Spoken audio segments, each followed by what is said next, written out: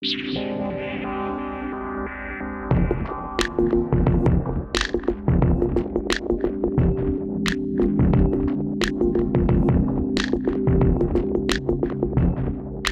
gente, tudo bem? Aqui é o Leonardo Mind the Headphone com um review bastante especial. Eu já falei sobre a Audio-Dream algumas vezes aqui no canal. É uma fabricante brasileira de fones de ouvido personalizados, ou seja, são fones que são feitos sob medida para o canal auditivo de cada pessoa. É um tipo de fone que nasceu sendo usado para monitoração de palco, né, para artistas conseguirem escutar o mix no palco, mas é um tipo de fone que traz justamente um isolamento muito forte contra ruídos externos e potencialmente uma qualidade de som muito alta. Então, é um tipo de fone que acabou se tornando famoso entre os audiófilos, né, pessoas que simplesmente queriam um fone para ouvir música com muita qualidade e muita conveniência. A Audio-Dream é justamente uma fabricante que tem, são poucas fabricantes de fones personalizados no Brasil, e eu acho que a Audio-Dream é a única que tem um foco muito forte também no mercado audiófilo, né? Não só no mercado profissional. Eu já tive 2 fones da marca, eu já tive um Audio-Dream AD8 e um Somnium, e eu já testei vários outros também, já testei o Motus, já testei o Diaboli, já testei o Duad, que são outros fones dessa marca, e hoje eu vou falar sobre o topo de linha deles, que é o Somnium EST. O Somnium EST ele tem um grande diferencial. Ele foi um dos primeiros in-ears custom a ter alto-falantes eletrostáticos também, tweeters eletrostáticos. O que isso quer dizer, em resumo? Se você quiser saber mais sobre o assunto, dá uma olhada. Eu vou deixar aqui na descrição um link para o Guia Cuba. Foi o guia que substituiu o Guia Mind the Headphone, tá? E ali tem uma seção onde a gente explica os tipos diferentes de alto-falantes. Você vai poder entender um pouco mais sobre isso. Mas o que acontece? Um alto-falante normal de fone de ouvido costuma ser dinâmico, ou então de armaduras balanceadas, ou então planar magnéticos. Mas vou usar o dinâmico para exemplificar e para falar melhor. Falando dinâmico, você tem uma bobina que está imersa no campo magnético de um ímã, e essa bobina está conectada a um cone, tá?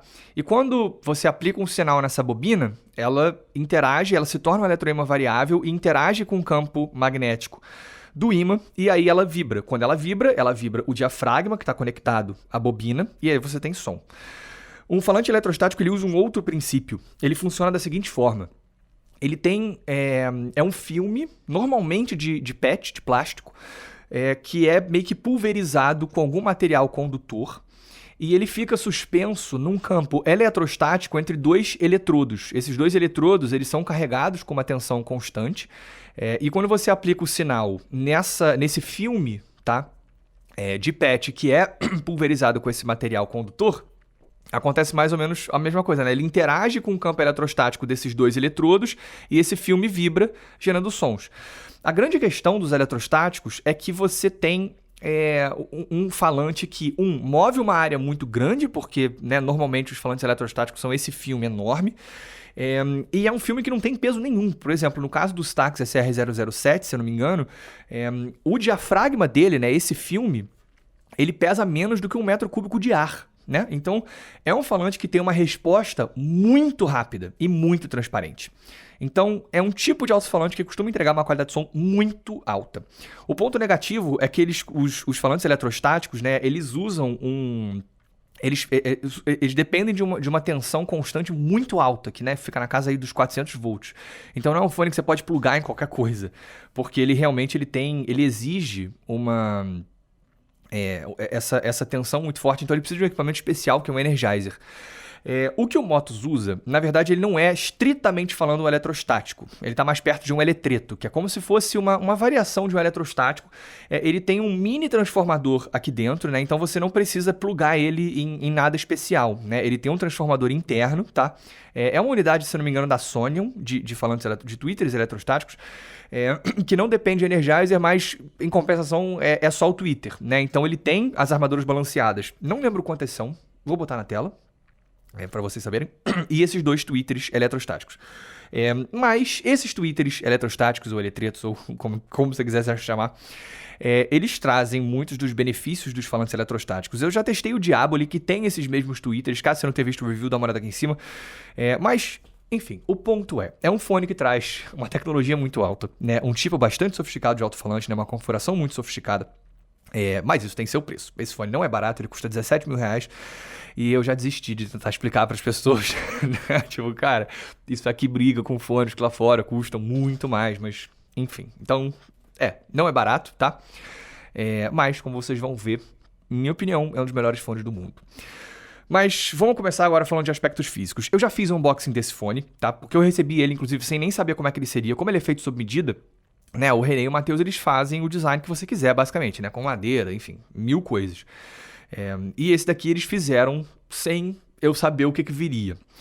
E veio uma obra de arte. Então veja o unboxing, que tá linkado aqui em cima, se vocês quiserem ver a minha reação, porque eu realmente fiquei maravilhado e isso não mudou. Dá uma olhada nisso aqui, gente. É um nível de elegância que esse fone tem, cara, que... Putz, sério. Pra mim é um dos fones mais bonitos que eu já vi. Ele tem essa faceplate aqui, que é tipo, é uma madeira estabilizada, mas ela tem algumas partes diferentes. Ela tem esses grafismos aqui, sabe? Que é tipo como se fosse de um fiozinho de metal, sabe? Com o logo da Audio Dream. E esse aqui, cara, eles fizeram essa faceplate meio crua, sabe? Sem o verniz em cima. Então ficou fosco, cara. Ficou lindo demais. E as conchas são de um... Não dá pra ver tão bem na câmera, eu acho. Mas é um cinza, cara, que tem uma tonalidade muito levemente azulada, assim, que também é lindo de morrer, cara. Eu fiquei realmente impressionado, sabe? A Audio Dream, como eu falei no review do Diablo, eles têm investido muito em realmente trazer uma experiência mais luxuosa, né? Porque, como eu disse, eles estão focados também no mercado audiófilo, não só no profissional, e isso aqui demonstra muito bem. O cabo é um cabo relativamente padrão de fone de ouvido custom. Eles têm como opcional outro cabo, tá? Que é um cabo de prata que eles mesmos fazem. É bem bonito, mas esse aqui é o cabo padrão, que sinceramente para um uso normal eu prefiro porque eu acho mais conveniente. Ele é feito sob medida, né? Então assim, não tem tanto o que falar aqui fisicamente. Mas tem uma coisa que eu fiquei, cara, muito feliz que aconteceu aqui. Ah, ele vem com uma case, eu não... Cadê ela? Ó, é essa case aqui, que é tipo Pelican, tá vendo, com o logo da marca. E aí aqui dentro você tem tipo os compartimentos certinhos, vem com uma ferramentinha de limpeza também, assim, putz, com o logo da Audio Dream aqui na espuma. Eles têm também uma case que é mais sofisticada, mais luxuosa, não diria sofisticada, que é uma case de couro feita à mão. Eu mostrei ela no review do Diablo, porque o Diablo veio com ela, mas a padrão deles é essa aqui, que sinceramente para um uso normal é a que eu prefiro, porque protege mais o fone. Mas... o que eu achei muito bom aqui nesse fone, que eu fiquei realmente feliz. Como eu já tive 4 fones custom até hoje. Eu já tive 2 JH Audios, um JH13 Pro, um JH Audio Roxanne, e depois eu tive 2 Audio Dreams. O AD8, que foi o primeiro que eu tive, e depois o Somnium. E, assim, por mais que os 2 Audio Dreams, principalmente o Somnium, tivessem meio que chegado num resultado bom, assim, tipo, não bom, melhor do que a experiência que eu tinha tido, ainda não era um tipo de fone que eu considerava confortável. Assim, fones de ouvido custom, eles são feitos sob medida, né? Então, em tese, eles trazem muito conforto, mas essa nunca tinha sido minha experiência com nenhum fone desse tipo que eu já tinha testado. E aí, pra mim, já era tipo, cara, putz, eu fisicamente não gosto muito de fones custom, né? A experiência de conforto é muito pessoal, né? Tem gente que não gosta de in-ears, por exemplo, tem gente que não gosta de headphones em geral. Pra mim era, cara, putz, eu não gosto de fone de ouvido custom, né? Em termos de conforto. Uma galera até zoava nos reviews falando, meu Deus do céu, o fone custa 10 mil reais e o conforto é ruim. E, tipo, não é isso. Isso é uma coisa muito particular, né? Porque pra mim nunca tinha sido confortável, né? Nesse aspecto, com fones custom eu posso ter meio que uma sensibilidade diferente. O Somnium ST mudou isso. É o primeiro fone custom que eu tenho que, assim, eu boto e esqueço que tô ouvindo. Isso me mostra duas coisas. Obviamente me deixa feliz, porque eu penso, cara, eu consigo me acostumar com fones custom, né? E a experiência pode ser boa. E 2, eu achei que isso mostrou muita atenção do René e do Matheus, cara. Achei muito legal, porque eles não precisavam ter feito isso exatamente, né? Eu já tinha falado várias vezes, assim, tipo, cara, putz, é uma questão pessoal, eu não consigo me acostumar com esse tipo de fone. Mas eles, cara, eu já tinha feito com a D8 com eles, né? Eles sabiam que pra mim não era a coisa mais confortável. No Somnium tentaram fazer um encaixe um pouco melhor. E aqui eu acho que eles realmente acertaram. Eu acho difícil que, assim, essa seja uma experiência de todas as pessoas, muito pelo contrário, acho que é muito particular. A maioria das pessoas que eu conheço que tem fones custom, seja de Audio Dream, seja de outras marcas, costumam acertar muito desde o início. Mas aqui, pra mim, eu acho que por essa sensibilidade maior que eu tenho, em termos de conforto com o in-ears custom, demorou um pouco mais pra chegar no resultado, mas eles muito atenciosamente, cara, acho que realmente se esforçaram pra fazer um fone que fosse, assim, tipo, absurdamente justinho pra minha orelha, e o resultado ficou espetacular. Então, fisicamente é isso. Minha primeira experiência realmente positiva em termos de conforto com fones custom e em termos estéticos e de acabamento, já falei, esse fone aqui pra mim é uma obra de arte. Agora vamos falar sobre o som. O que acontece? Como eu disse, eu já tive 2 fones da Audio Dream. Eu já tive o AD8, e o AD8, quando eu testei, foi o melhor in-ear que eu já tinha testado até aquele momento. O que mais me impressionou no AD8 foi o quanto ele é um fone assim, inacreditavelmente transparente, com uma resolução absurda, um detalhamento bizarro, sabe? E muita, muita transparência. Era como se fosse, assim, uma lente no restante do sistema, na gravação. É um tipo de fone que, sinceramente, pra mim, rivaliza com eletrostáticos, em termos de detalhamento, né? E resolução e claridade. O problema é que isso vinha a um custo. Era um fone que pra mim acabava sendo meio como o Sennheiser HD800, que eu já fiz review, dá uma olhada aqui em cima, agora há pouco tempo. Eu falei bastante sobre isso, sobre o quanto, tipo, beleza, é um fone muito transparente, com capacidades técnicas incríveis, mas não necessariamente se tornava um fone prazeroso pra ouvir em muitas situações. O AD8 pra mim era meio que seguindo essa linha. Um fone absurdamente impressionante tecnicamente, né? Principalmente em termos de transparência, mas acabou sendo um fone muito estéreo, sabe? Que não necessariamente era prazeroso de você escutar muita coisa, né? Com gravações boas de referência, ele é impressionante, mas para você escutar uma música que te envolve, que te seduz, ele é frio, entendeu? E aí que entra o Somnium, né? Que foi o segundo audiodream que eu já tive. Que entrou acima do AD8 e pra mim ele trazia uma outra pegada completamente diferente. Ele realmente, assim, seguia um caminho de musicalidade, de sedução, de envolvência, entendeu? E, cara, foi um fone do qual eu gostei muito, só que isso também veio a um custo, porque eu acho que ele perdeu justamente parte dessa transparência e resolução que o AD8 tem de forma impressionante, né? E se tornou um fone que, beleza, é fantástico, assim, cara. Adoro o Somnium ainda. Mas meio que assim, você precisou abrir mão, de certa forma, dessa transparência absurda pra, enfim, conseguir essa musicalidade a mais. E aí que entra o Somnium EST. Porque, na minha opinião, o que ele faz é justamente aliar a resolução, o detalhamento e a transparência do AD8 com a musicalidade e a envolvência do Somnium EST. De certa forma, é o melhor dos dois mundos. Eu vou começar falando dos graves, mas antes deixa eu só fazer uma observação, tá? Quando eu já tive a oportunidade de ficar, tipo, acho que uma semana, 2, com a versão demo do Somnium ST, ou seja, a versão universal. E quando eu recebi o Custom, eu senti uma diferença notável, principalmente nos graves e médio graves. Eu senti que, em relação ao demo, o meu Custom ele tem uma presença um pouco maior do que eu gostaria entre os 80 e os 250 Hz.